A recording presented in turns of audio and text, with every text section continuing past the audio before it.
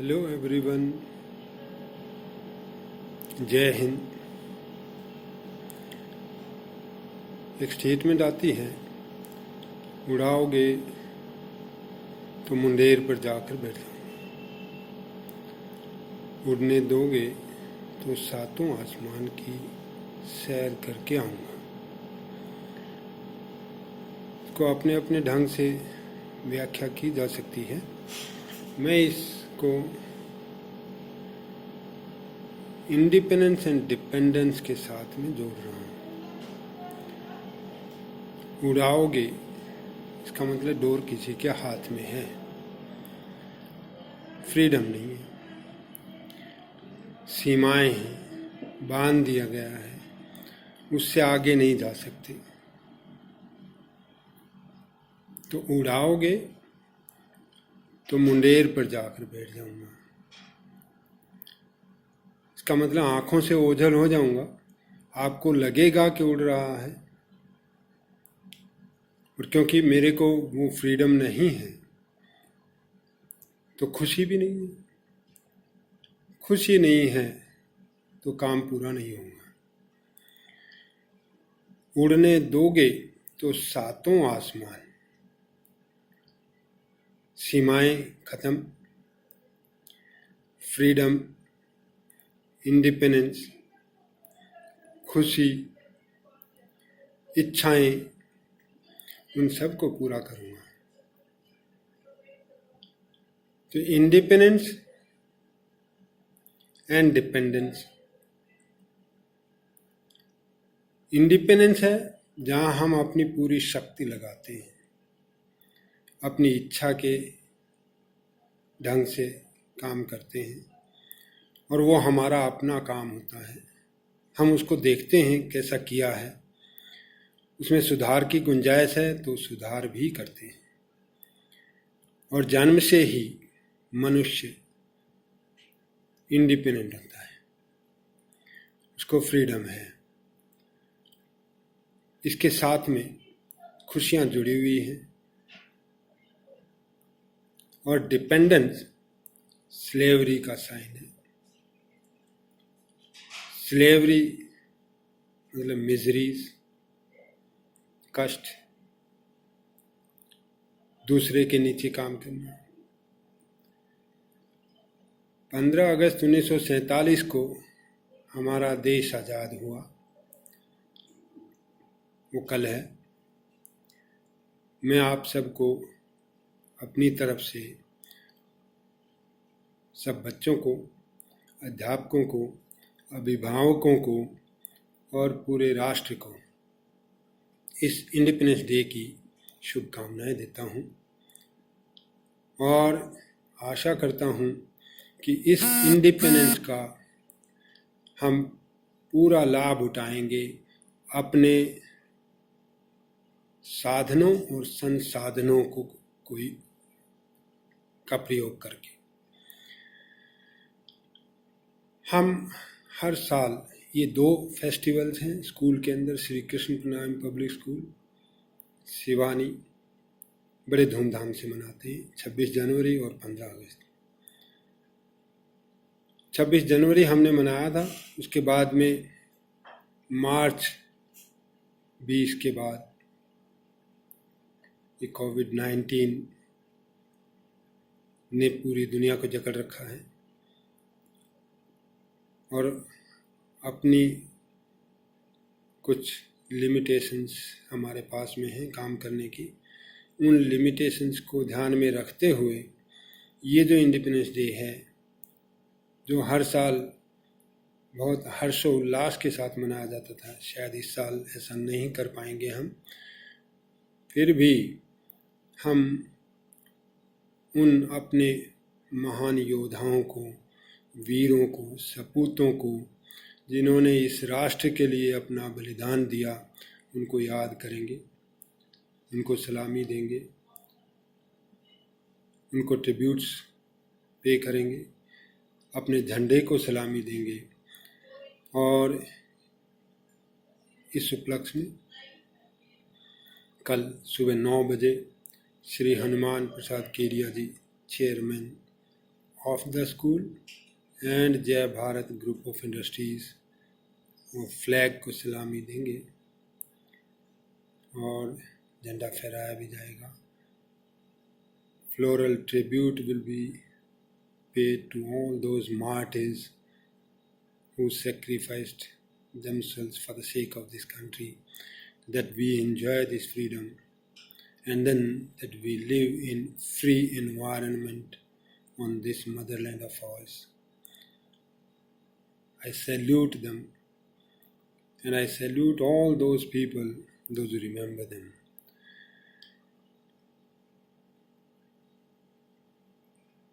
हर साल independence day के दिन हमारा रिज़ल्ट डिक्लेयर होता है, annual result class 10th and 12th का, और भी जो साल भर की उपलब्धियां हैं, क्योंकि हम आम तौर पे डिफेंस फोर्सेस के ऑफिसर्स को, सर्विंग ऑफिसर्स को कोशिश करते हैं कि वो इस दिन चीफ गेस्ट हमारे यहाँ हों, झंडा फहराएं, मार्च पास्ट को देखें, और हमारा जो फंक्शन है हमें बड़ा गर्व भी होता है कि जिस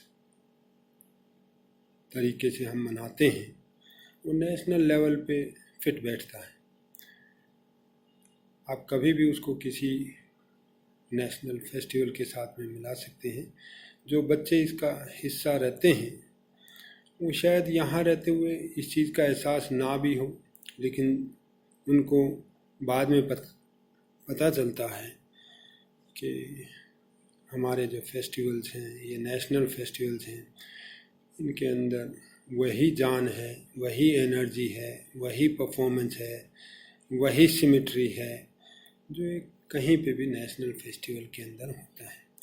उसी तरीके से मैं ये एहसास भी करता हूँ कि इन दोनों नेशनल फेस्टिवल्स का जब हम यहाँ सेलिब्रेशन करते हैं, सेरेमनीज़ को अडॉप्ट किया जाता है, तो बच्चों के अंदर एक ऐसी वैल्यूज़ भर दी जाती हैं डिसिप्लिन की, अपने इंस्टीट्यूशंस के लिए रिगार्ड्स, अपने राष्ट्र के लिए, कि हमारे जो बच्चे हैं वो दूसरों से अलग होते हैं. तो जो बच्चों की अचीवमेंट्स है रिजल्ट्स डिक्लेरेशन के बाद में, इस दिन हम उन सब बच्चों को रिकॉग्नाइज करते हैं ताकि वो बच्चे याद रखें, उनकी अचीवमेंट्स याद रहें. स्टेज पे बुलाया जाता है, मेमेंटोस दिए जाते हैं. इस साल इन कोविड-19 की लिमिटेशंस के कारण हम उन बच्चों को नहीं बुला पाएंगे, लेकिन वो हमारे मन में हैं और उनकी जो अचीवमेंट्स हैं वो हम जानते हैं. वो आपके साथ में शेयर भी करूँगा. सबसे पहले मैं उन सबको अप्रिशिएट करता हूँ जिन्होंने अपने एफर्ट्स, बच्चों ने पेरेंट्स की मदद के साथ में, टीचर्स की मदद के साथ में ये परफॉर्मेंस हमारे स्कूल में दी है. 56 बच्चे थे, 56 क्लास 12th के बच्चे जिन्होंने क्लास 12th मार्च 2020 में CBSE बोर्ड से अपनी परीक्षा दी और बहुत अच्छी परफॉर्मेंस भी दी है. अगर ये कहूँ कि जो हमारी प्रोग्रेसिव परफॉर्मेंस है वो अब तक की इस साल हाईएस्ट है. प्रोग्रेसिव परफॉर्मेंस जब मैं कहता हूँ तो हर साल हमने प्रोग्रेस की है. 2003 से हमारे बच्चे अपीयर होना शुरू हुए थे और आज ये 2020 है, तो 18 साल हो गए हैं. हर साल बोर्ड परीक्षाओं में बच्चे जाते हैं और हर साल परफॉर्मेंस अच्छी हो रही है. इस साल की जो परफॉर्मेंस है वो सबसे अच्छी है. जो टॉपर है हमारे स्कूल का वो 98% बहुत अच्छी परसेंटेज है. किसी भी अच्छे स्कूल के लिए ये कॉम्पेटिबल है.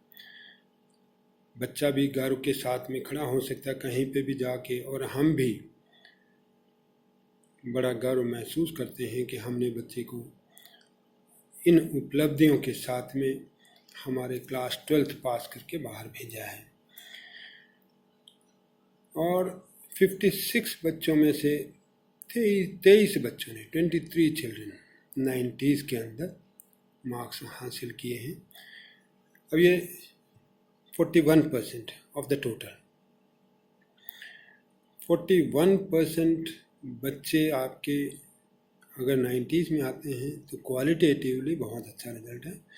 और जब एवरेज स्कोर सब्जेक्ट वाइज देखेंगे तो ये average score 80% and more than 80% her subject का चला जाता है, जो बड़ी संतुष्टि देता है हर एक को, पेरेंट्स को भी और पढ़ाने वाले को भी, टीचर्स को भी।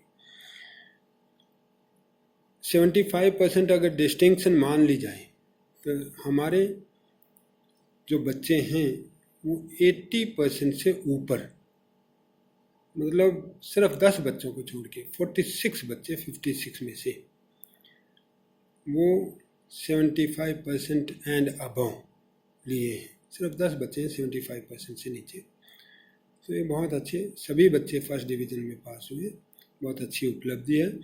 और हमें खुशी होती कि अगर इंडिपेंडेंस डे इस कोविड-19 को मद्देनज़र अगर ना रखा जाता या ये ना होता तो हम ये प्रोग्राम मना रहे होते और उन बच्चों को रिकॉग्नाइज़ कर रहे होते, पेरेंट्स के साथ में शेयर कर रहे होते।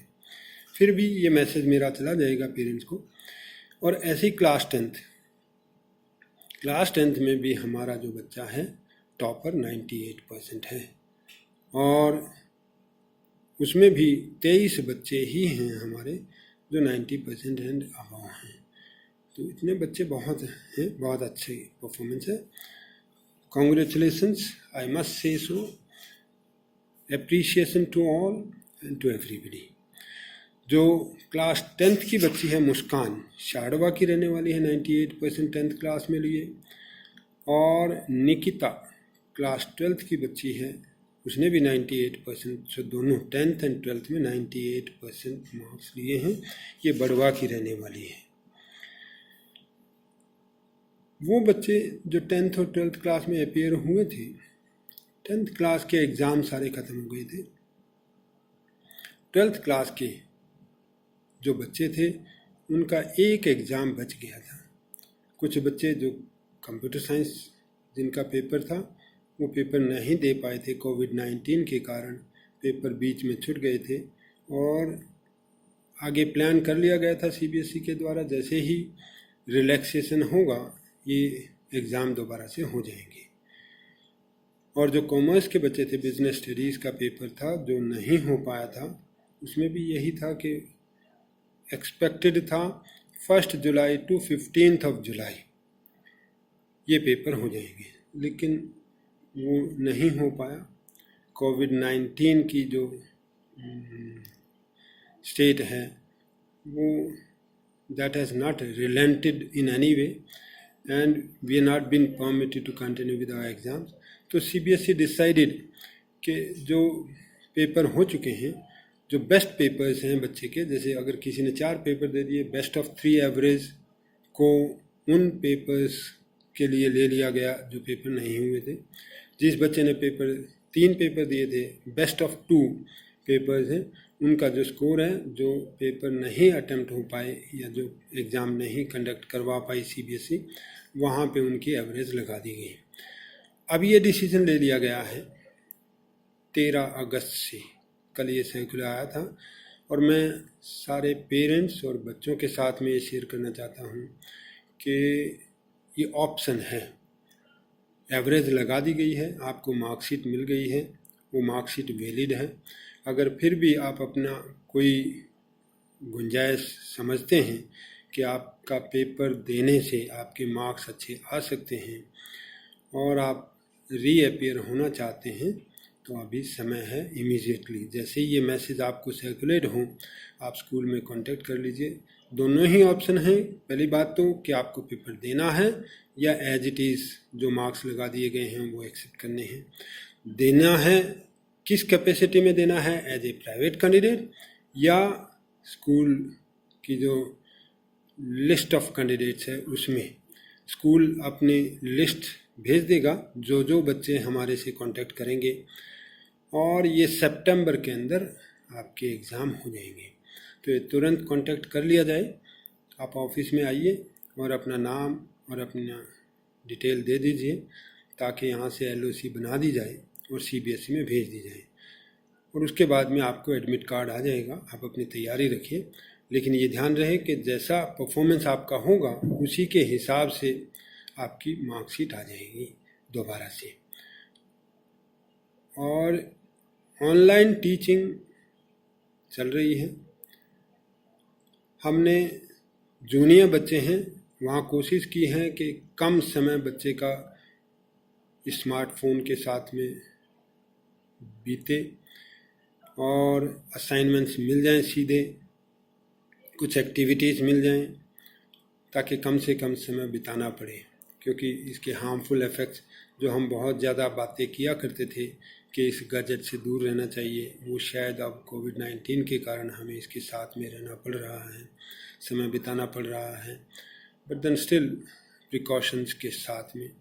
और कई बार लिमिटेशंस होती हैं इंटरनेट की भी, टेलीफोन्स की भी, कि बच्चे को समय पे नहीं मिल पाता। तो ऑनलाइन क्लासेस हमारी कम से कम हैं। हाँ, वीडियोस बनाए जा रहे हैं या असाइनमेंट्स भेजी जा रही हैं जो बच्चा डाउनलोड करके और उनको अटेम्प्ट कर सकता है। सीनियर बच्चे, उनको ऑनलाइन कोचिंग भी चल रही है, वीडियोस भी बना के भेजे जा रहे हैं।